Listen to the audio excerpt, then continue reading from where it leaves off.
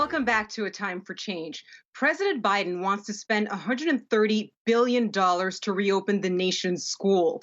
Now, that massive sum would come with the Senate's approval of his $1.9 trillion financial relief plan.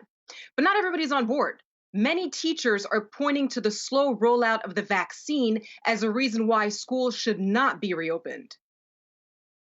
So, where does all of this leave at-risk kids, the ones who were already vulnerable before the pandemic even started?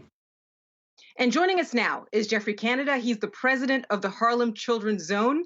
Now, Geoffrey, because of the pandemic, we've seen public middle schools be closed. They're reopening later this month, but there's no date yet on when high schools are going to reopen. Now, are public schools being given a pass by choosing not to reopen during the pandemic, like it's okay to give up on at-risk kids? So, this is one of the most complicated issues I think we've faced in education for a couple of reasons. Number one, close to 500,000 Americans have died. And this virus, this epidemic that we're going through right now is the worst sort of cataclysmic event and health-wise in my lifetime. So people are scared, and teachers are scared, and schools don't quite know what to do. So that's one issue. The second issue is the sort of help for schools has been haphazard. We have not had a national response where folks have talked to educators in a way that has built confidence. Essentially, what folks have said is, you guys figure it out. Each state, you do it. Each school system, you figure it out. And the information is somewhat scattered in terms of, I think, how we should proceed. So we're going to put that on one side. On the other side, we know poor children, in particular Black and brown children, are having probably worst educational experience of their life right now.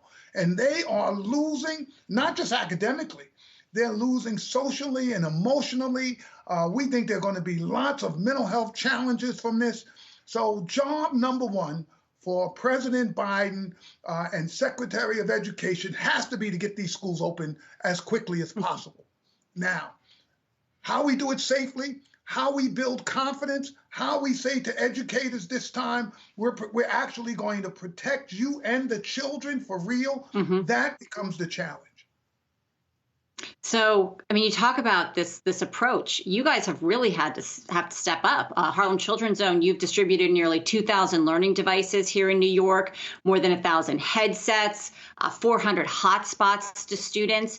And I think as we look at this virtual or hybrid learning where technology is important, if students have the instruments of technology, and I know that's a big if, but let's say they do and you get it to everybody, does virtual learning level the playing field or does it exacerbate inequality?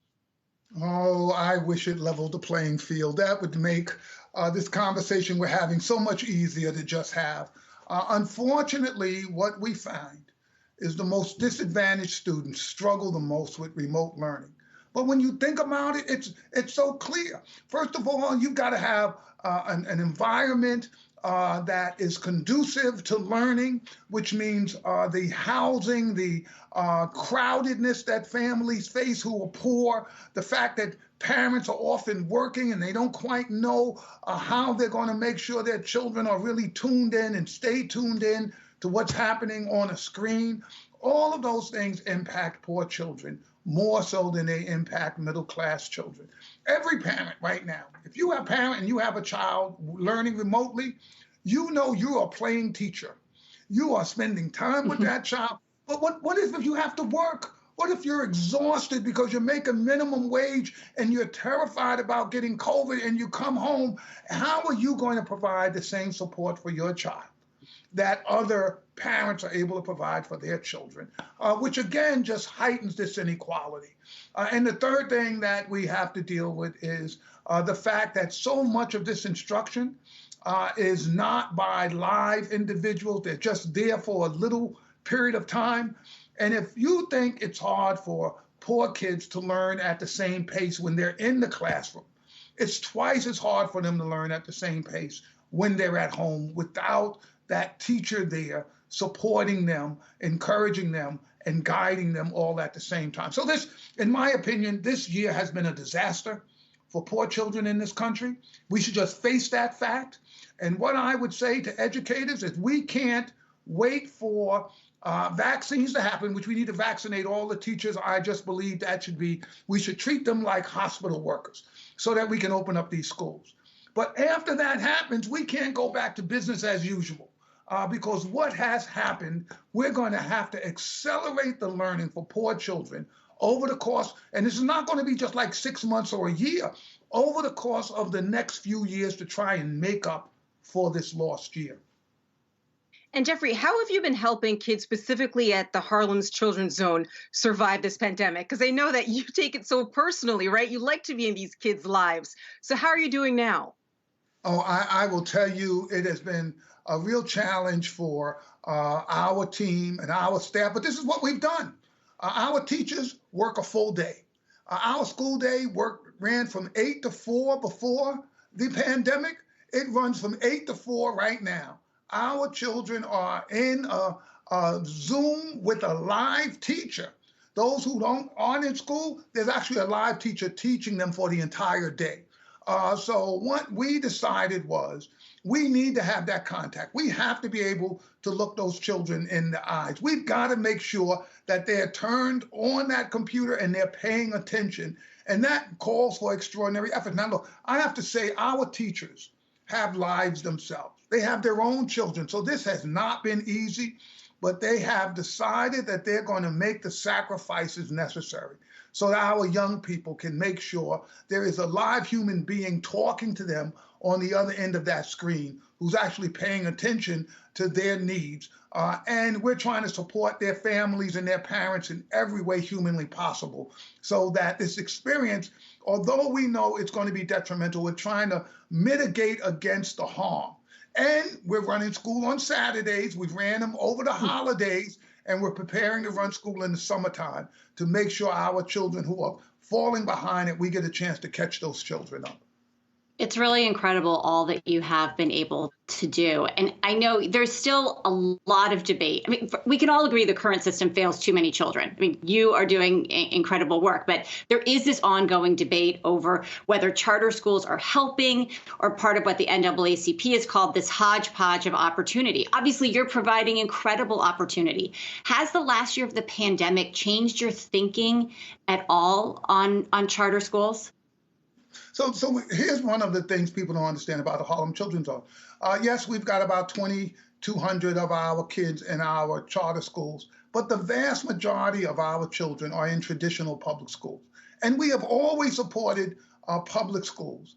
What we do with our charter school is try to push the envelope, is to try to give examples of, if you want to eliminate the achievement gap between Black and brown and white children, this is what we think it takes. We think it takes an extended day. We think it takes working 11 months out the year.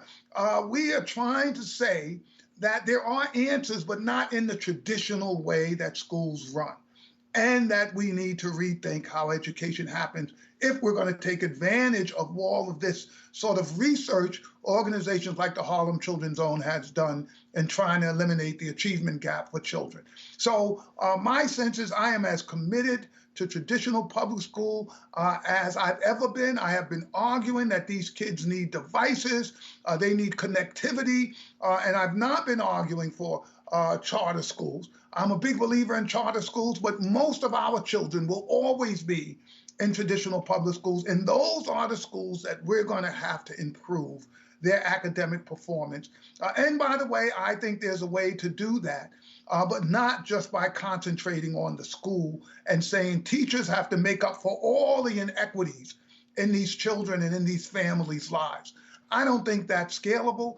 I think we've got to have a much more comprehensive view about how we think about education, where we're thinking about how we support poor families, how we help rebuild neighborhoods, how we think about out-of-school time for children in a much more scientific way if we're going to really tackle this issue of the challenges in working in poor communities across this country. And these are urban and suburban, rural communities. I think all of these children have the same challenges and call for a more comprehensive view of education.